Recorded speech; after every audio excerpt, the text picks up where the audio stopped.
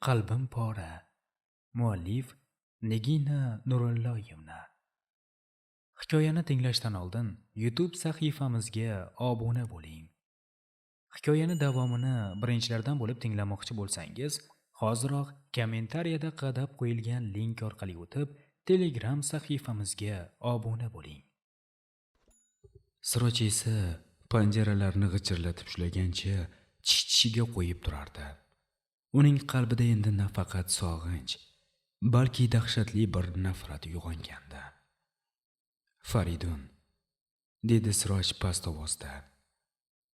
Agar onamga biror gap bo'lsa, agar u kishi meni kuta-kuta u dunyoga ketsalar, men Arslandan nafaqat pulimni, balki jonini ham olaman. Siroj, jim bo'l.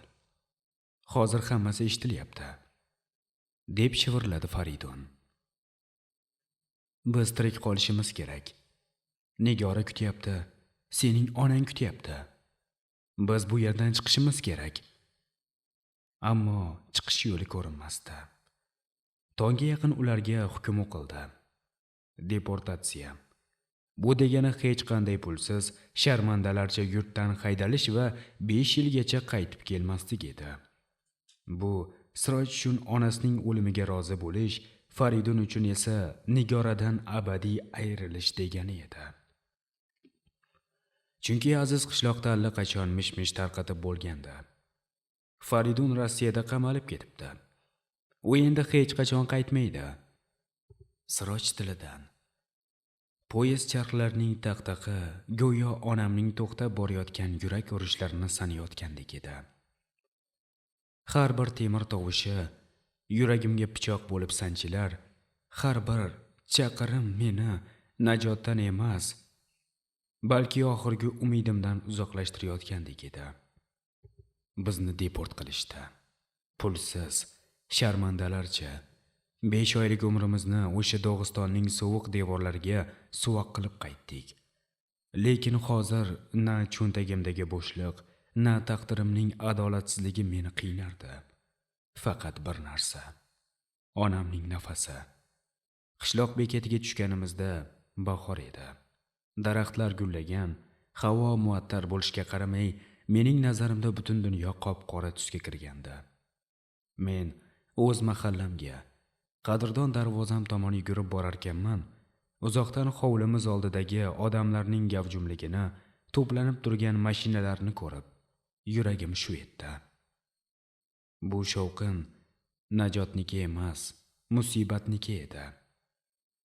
Ilk zarba darvoza oldiga to'shalgan bo'yralar va boshni egib duoga qo'l ochgan oq soqollarning ma'yus qiyofasi. Har bir omin deyilgan qo'l go'yo mening tirikligimni dafn etayotgandek edi. Bu manzara bo'g'zimga achchiq bir alamni qadadi. Hovli ichidan kelayotgan ayollarning bo'g'iq, yurakni tilovchi faryodi va yig'isi.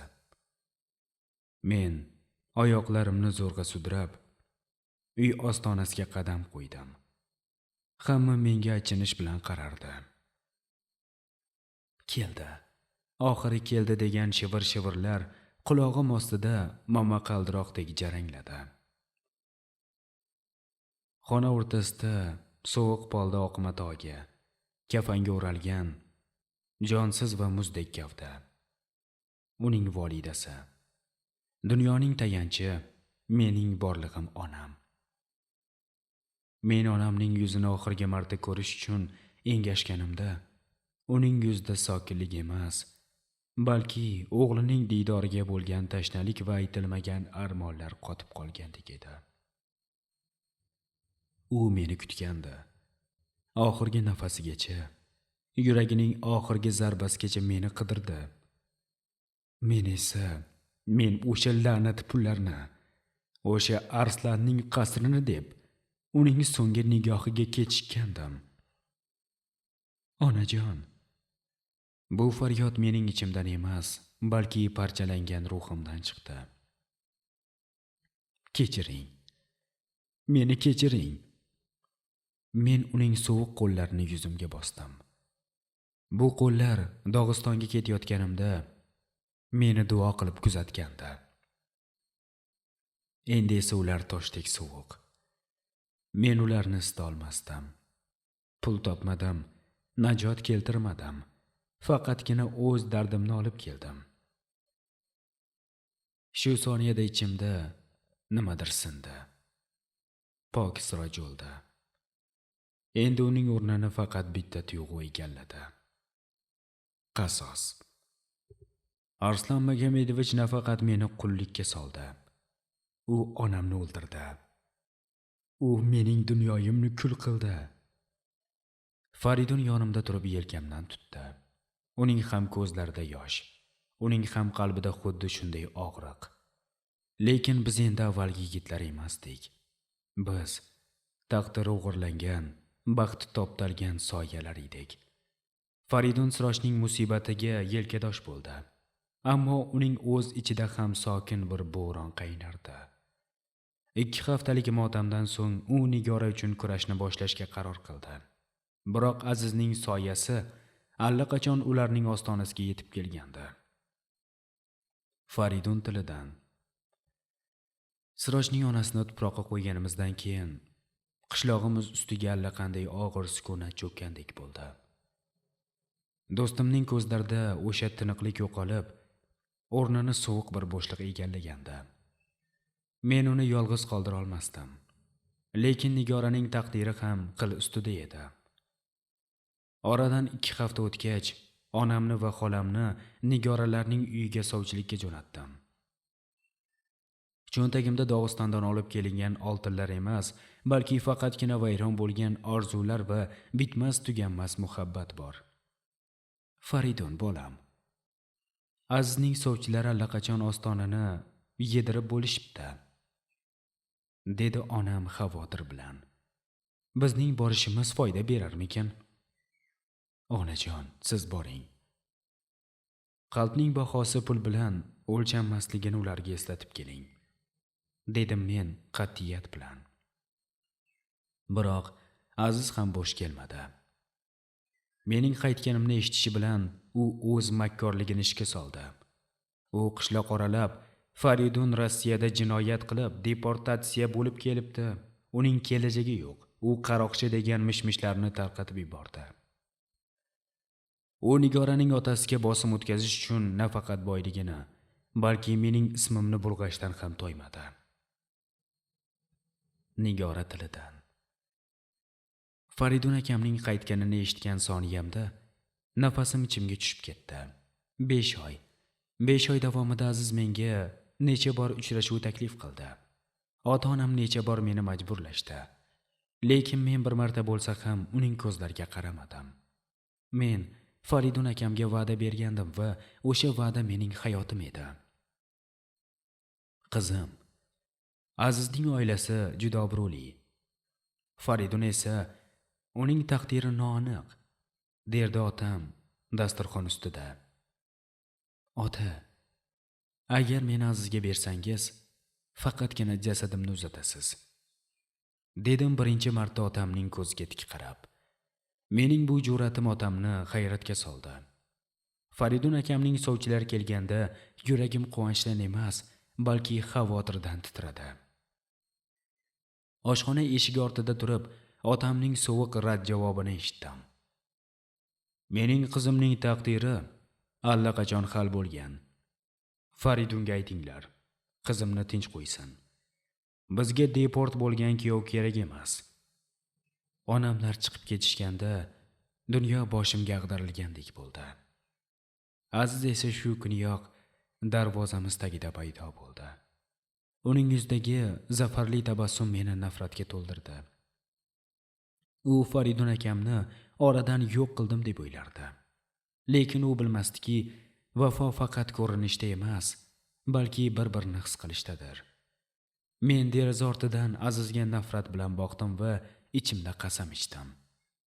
Agar Faridun akam bilan bo'la olmasam, demak, hech kim bilan bo'lmayman.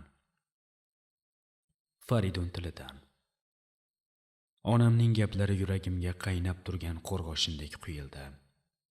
Alkashning o'g'li, kelajagi yo'q, deport, har bir so'z yuzimga urilgan tarsakidek edi. Men Dog'istonning sovuq devorlari orasida faqat Nigoramning ishqida yonib mehnat qilganimda, uydagilar mening qadrimni mana shu past baholashayotganini xayolimga ham keltirmagandim. Ona, nahotki hamma narsa pul bilan o'lchansa, dedim ovozim titrab. Nahotki mening pok muhabbatim, halol mehnatim Azizning haromdan topgan boyligi oldida bir tiylik qimmatga ega bo'lmasa. Onam indamay yig'lardi. Uning ko'z yoshlari meni battar g'azablantirardi. Men uydan otilib chiqdim.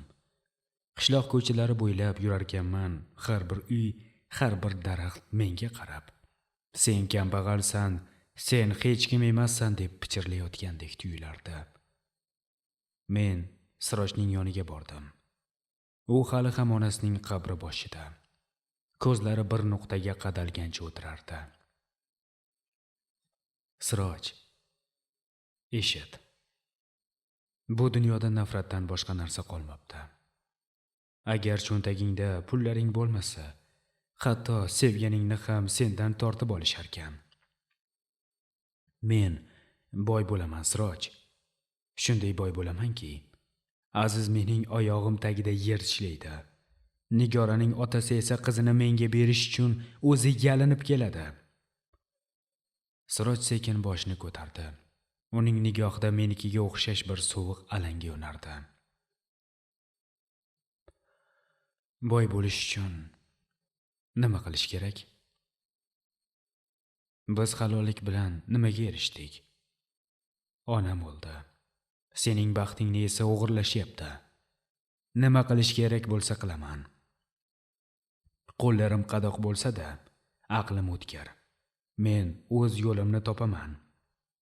Bugun Faridun o'ldi, Siroj. Endi faqat maqsadi yo'lida hech narsadan qaytmaydigan bir odam bor. O'sha kecha men Nigoraning derazasi tagiga bordim. U chirog'ini o'chirmagan. Soyasi devorda aks etib turardi. Men unga qarab pichirladim. Kut, Nigoram. Birozgina kut. Men sen uchun dunyoni oyoq ostingga tashlayman. Pul kerakmi? Men o'sha la'nat pullarni topaman. Men endi avvalgi sodda, faqat mehnatga ishongan usta yigit emasdim. Qalbimda muhabbat va nafrat qorishib, meni yangi bir yo'lga yetaklayotgandi. Boylik. Bu endi men uchun maqsad emas, bu qasos quroli edi. Osmonni og'ir qo'rg'oshindak bulutlar qoplagan.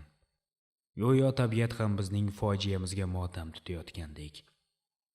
Men o'sha qadrdon ariq bo'yida majnuntollar panasida o'tirardim. Lekin bu safar yuragimda sog'inch emas, balki jon taslim qilayotgan odamning so'nggi og'rig'i bor. Nigora va Azizning to'yi belgilandi. Bu xabar meni tiriklayin go'rga tiqqandi. Uzoqdan uning sharpasi ko'rindi. Ohista, xuddi oyoqlari yerga tegmayotgandek ruhdek kelardi. Yaqinlashganida yuragim chil-chil bo'ldi. Mening Nigoram. Mening oppoq gulim so'nib, ko'zlardagi nur o'chgan, yuzlarda esa faqatgina bitmas tuganmas iztirob qotib qolgandi. U menga yetib kelishi bilan o'zini bag'rimga otdi. Bu shunchaki quchoqlash emas, bu cho'kayotgan odamning najot izlab talpinishi edi. Faridun aka. Uning ovozi shunchalik zaif chiqdiki, nafasi yuragimni kuydirib yubordi. Meni kechiring. Qo'limdan hech narsa kelmadi. Otam meni xohlamasamda berib boshqasiga yubordi. Men uni mahkam bag'rimga bosdim. Uning kichkina gavdasi titroqdan silkinar, ko'z yoshlari ko'ylagimni ho'l qilib, ko'kragimga muzdek botardi. Men uning sochlaridan o'pdim. Peshonasini siladim. Bu qo'llar endi uni himoya qila olmasdi. Biz Dog'istonda topgan zahrimiz kamlik qilgandek, endi o'z yurtimizda muhabbatimizni dafn etayotgandik. Yig'lama, Nigora. Yig'lama. Bu dunyo bizga torlik qildi. Bizning aybimiz faqat sevganimiz va kambag'al bo'lganimiz. Men uning yuzini kaftlarim orasiga oldim. Oxirgi marta uning qop-qora ko'zlariga, titrayotgan lablariga to'ymay tikildim. Biz bir-birimizning nafasimizdan to'yib ichishga harakat qilardik. Chunki ertaga bu nafas begonaning mulkiga aylanadi. Nigora ko'zlarini yumdi. Uning kipriklaridan sirg'alib tushgan oxirgi yosh tomchisi mening yuzimga tegdi. "Meni unutmang. Iltimos, meni unutmang", deb shivirladi u. "Seni qanday unutaman? Sen mening nafasimsan-ku. Endi nafas olmay qanday yashayman? Sen majbursan. Sen yashashing kerak. Lekin bilgin, qayerda bo'lmay qalbimning har bir urishi sening ismingni aytib to'xtaydi." Biz ariq bo'yida majnuntollarning novdalari ostida uzoq qoldik. Vaqt to'xtashini, quyosh hech qachon chiqmasligini xohlardik. Lekin tong otishi bilan u begonaning kelini, men esa tirik murdaga aylandim. Qo'llarimiz asta ajrala boshladi. Bu dunyodagi eng og'riqli tuyg'u sevganingning qo'lini qo'yib yuborish va uning o'zga tomon ketayotganini kuzatish ekan. Nigora ortiga qaramadi. U qadam tashlagan sari mening yuragimdan bir parcha go'sht yulinib ketayotgandek edi. Men o'sha yerda loyqalangan suv bo'yida tiz cho'kib qoldim. Ko'z oldimda faqat uning qora sochlari va havoda qolgan ifori. Endi biz uchun baxt yo'q. Faqatgina mana shu majnuntollar guvoh bo'lgan achchiq vido va umrbodlik sog'inch qoldi. Nigora tilidan. To'yxonaning baland musiqasi, chiroqlarning yarqirashi va mehmonlarning soxta kulgulari mening dafn marosimimdagi shovqinga o'xshardi. Egnimdagi oppoq kelinlik libosi xuddi temir sovutdek tanamni siqar, boshimdagi nafis parda esa dunyo bilan orasidagi so'nggi rishtani uzib qo'ygandek edi. Nihoyat biz Azizning hashamdor qasriga keldik. Nikoh oqshomi. Har bir qiz orzu qiladigan, ammo men uchun do'zax ostonasi bo'lgan daqiqalar. Xonada yolg'iz qolganimizda sukunat quloqlarimni qomatga keltira boshladi. Men xona burchagida xuddi qopqonga tushgan kiyikdek titrab turardim. Aziz eshikni qulfladi va menga qarab ohista yaqinlashdi.